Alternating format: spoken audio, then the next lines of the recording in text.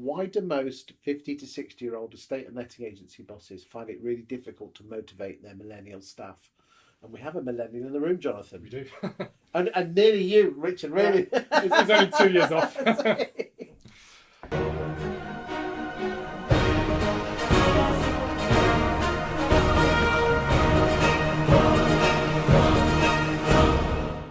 I think it's a question that goes a lot beyond agency. Now, I'm going to start wider and then bring it back down to agency. But the expectation of the millennial workforce is causing drastic change throughout most industries. You take, I mentioned Richard Branson earlier, but Virgin have policies, for example, like unlimited holiday, and whilst that perhaps isn't the best idea, what it's saying is that we trust our staff enough to get the job done. So it's becoming much more about the job you do and what you deliver, rather than the hours in which you deliver it. So that's changing. That's being very much led by millennials, and some people take real objection to it, because people who are brought up in sort of the Thatcher era and sort of beyond are like, no, you will work the hours we give you. You will turn up wearing a suit. You will turn up and you'll have a half-hour lunch break, and you will not have appointments during. And so that way of thinking is being challenged dramatically cross-sector. An agency, especially, there's going to have to be a shift, because it's not just the millennial workforce that needs to be responded to. It's the millennial consumer. It's the millennial home seller that's coming through. They haven't, as an industry, they've been very slow to have to adapt to that, because typically people, the millennial category, in London especially, perhaps haven't even bought outside London. They've only bought, they haven't sold. So they've been allowed to be very slow in how they've responded to that change in the consumer. But I think over the next 3 or 4 years, that's going to be turned on its head, as people like me, my age, sell for the first time, and that's going to demand a whole new set of skills from agents, and therefore they'll need. I think older bosses as well, older sort of managers, they have been slow to not so much embrace digital, but to accept that the millennial population, be they employees or clients, are clearly much more confident communicating digitally, whereas for someone in their 50s or 60s, maybe they might see that as not very good customer service, because it's not personal enough, because it's all very digital, whereas actually it's highly personal, and the communication can be far greater digitally than just reliance on a phone call. And you can use WhatsApp, all those different channels, and actually there are stats saying that the use of emojis, so smiley faces and thumbs up and everything, is almost going to overtake the use of text speak. And that's something that as an agency or even a company owner, you've got to try and grapple with, because that seems so unprofessional. But actually, if you're engaging with an audience that wants to be engaged with in that manner, then it has to be embraced. You have to start understanding those. Well, communication is the two-way thing, isn't it? And if your customer wants to be communicated in a certain way, we have to adapt to that, because we are in a service industry. Indeed. Yeah, absolutely. Okay, but so it's not all about beanbags and avocado on toast, then? No, it's not. So there's certainly some generalizations. Yeah, how do we motivate these? How do we, if I, let's be frank, I mean, Sam Mitchell used to be at Rightmove. He tweeted at the National Association of State Agency Conference, it was a room full of grey-haired men. So obviously, and don't get me wrong, there's going to be people, the business owners will be in that later generation. But back to the original question, how do we motivate? Because it can't be about unlimited holidays. It's not. I think, you've got to understand that this category, this demographic, want to feel they're having an influence. Everything that's going on around them is giving them the opportunity in their personal lives to influence. Yeah.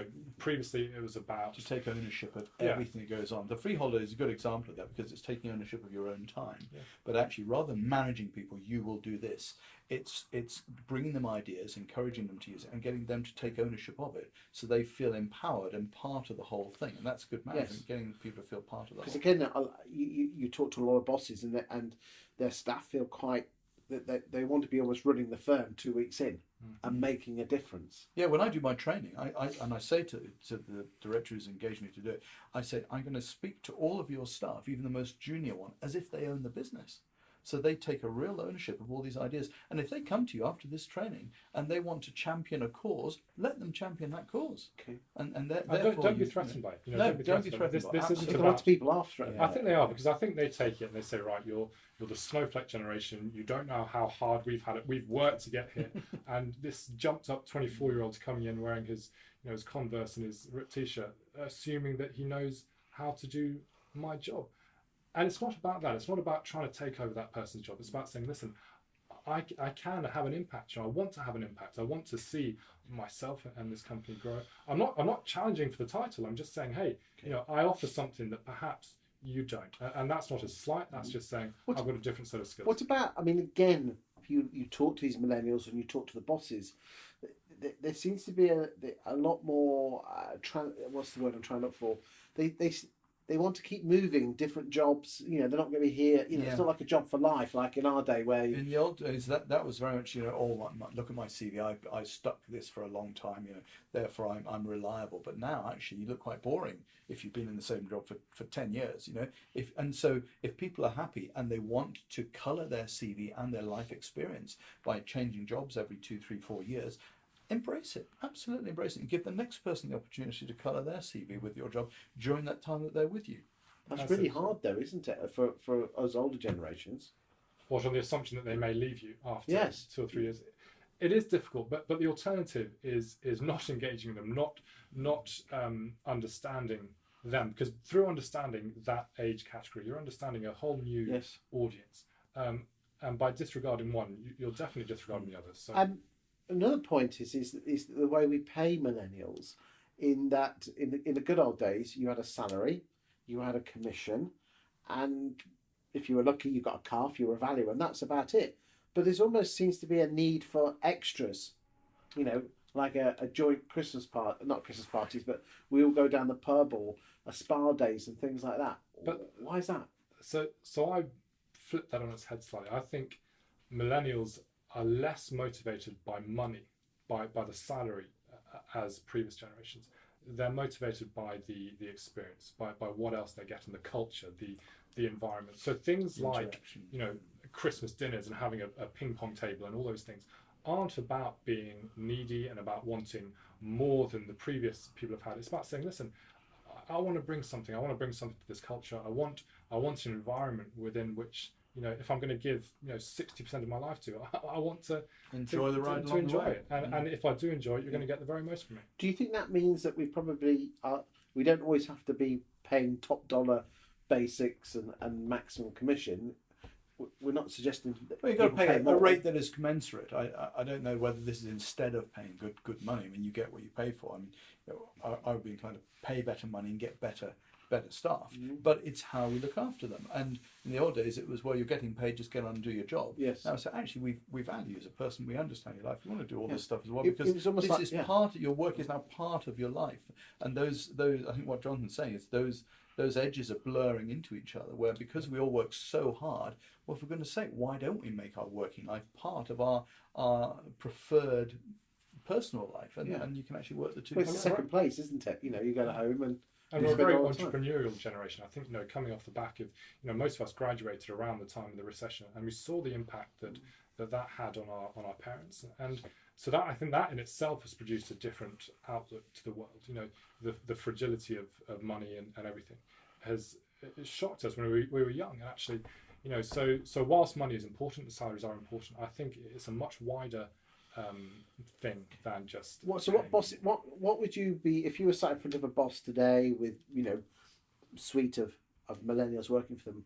I know you can't be too generalistic, but what advice would you give to them? Empower them, let them be heard, don't be threatened, and give some structures. I'm not saying just throw away everything because you have had experience as a company owner with running these things, and they need to be taught, but also give them a little bit of a leash, give them a bit of control, a flex leash, and just say, explore these things, try them within our confines. And I think they will find. And there'll be greater learning for the employer than necessarily for the employees, because what they will bring to it will be very refreshing and probably a very appropriate or they'll bring appropriate changes to the business that can then go back into the millennial consumer that we're actually selling to. So actually the staff are sort of the bridge. So you've got the old school way of doing things. Maybe by hiring the millennials, you'll then learn yourself the way of doing things to actually pass it back down to the consumer. Thank you, gentlemen. Good, Chris. Cheers, Chris. Cheers.